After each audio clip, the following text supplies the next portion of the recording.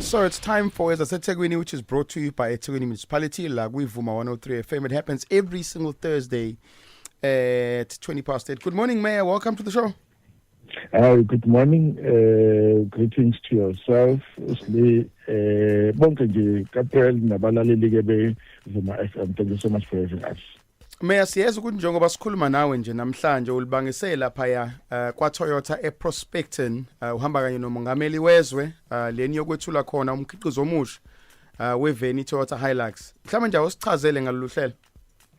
Mfethu kuyasithokozisa lapha edolobheni laseThekwini ukuthi uToyota uyaqhubeka nokwandisa utshalo mali uzokwethula ke ngokusemthethweni uhlobo olusha lweToyota Hilux ezokhiqizwa lapha edolobheni lakithi eThekwini. Indaba ezimnandi lezi ngoba zivukuza umnotho wethu, zivula amathuba emisebenzi kakhulukazi kwabasha, bazofocusa kakhulu kulabantu abasha mabeqasha. Lokho ke ukhombisa ke ukuthembeka kwedolobha ekusingathweni kwezomnotho. Lokhu kulandela ke mfethu utshalo mali engike ngalimemezela ka 17 billion rand elenziwa iConopia UPL and abayenza lapha eConopia bazokhiqiza ke lento abathi biofuel. Bathatha imikhiqizo yomoba benze ngayo ibiofuel. Lokho kusho ukuthi ke nemboni yomoba izothi ukuthuthuka ngalezi zizathu.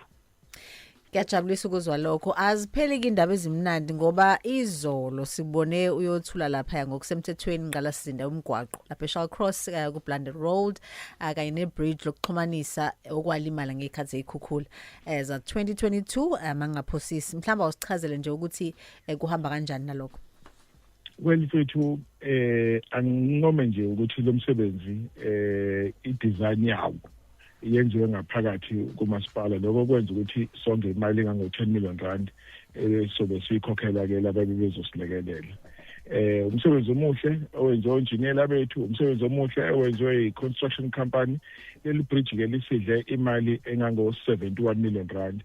Iphakathi kweQueensburg neShall Cross laligugulwe izikhukhula ngo-2022. Lingxenye yethu yokuvuselela ingalazinda ezagugulwa izikhukhula lapha edolobheni laseThekwini. Mawuhamba kulona mfethu ngathi uhamba kuCarpet eChakocrane.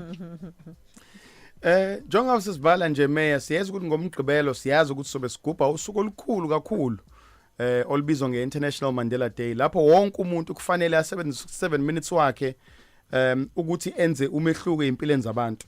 Wena u67 minutes wakho uzowenzani ngeMandela Day?